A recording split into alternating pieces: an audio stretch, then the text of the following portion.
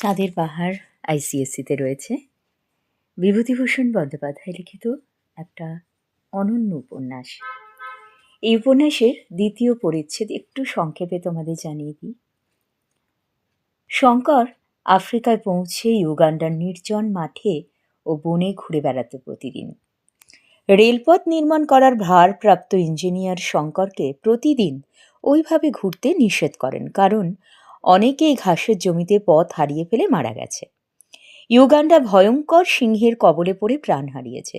সিংহ একদিন দুপুরবেলায় এক কুলিকে এবং তার কিছুদিন পর তিরুমল আপ্পা নামে এক মাদ্রাজি কেরানিকে ধরে নিয়ে যায়। পরবর্তীকালে সোমালি নামে একজন কুলি, এই সোমালি কুলি সিংহের হাতে প্রাণ হারায়। এরপর শঙ্কর একদিন সিংহ দেখে সকলকে জাগিয়ে তোলে। এতে কোনো কুলি আর কাজ করতে চায় না।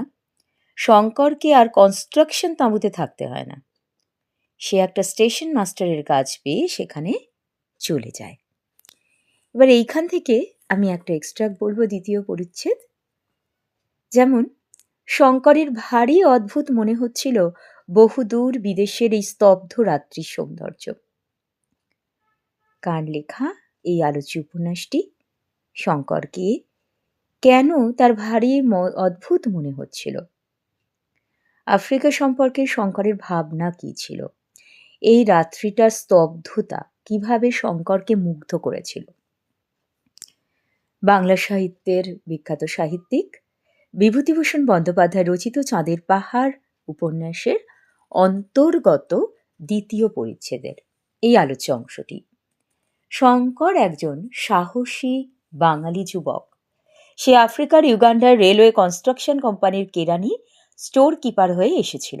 এফএ পাশ করেছে, কিন্তু তার অ্যাডভেঞ্চারের নেশাই তাকে সুদূর বাংলা থেকে এখানে ছুটিয়ে এনেছে। বহুদূর বিদেশের স্তব্ধ রাত্রির সৌন্দর্য তার অদ্ভুত বলে মনে হচ্ছিল। কুলিদের ঘরের একটা খুঁটিতে হেলান দিয়ে সে এক দৃষ্টে সামনের বিশাল জনহীন তৃণভূমির দিকে চেয়ে কি ভাবছিল কে জানে। ওই বাবগাব গাছটার ওদিকে অজানা দেশের সীমা কেপটাউন পর্যন্ত বিস্তৃত। মধ্যে পড়বে কত পর্বত, অরণ্য, প্রাগৈতিহাসিক যুগের নগরচিহ্ন, বিশাল বিভীষিকাময় কালাহারি মরুভূমি, হীরকের দেশ, সোনার খনির দেশ।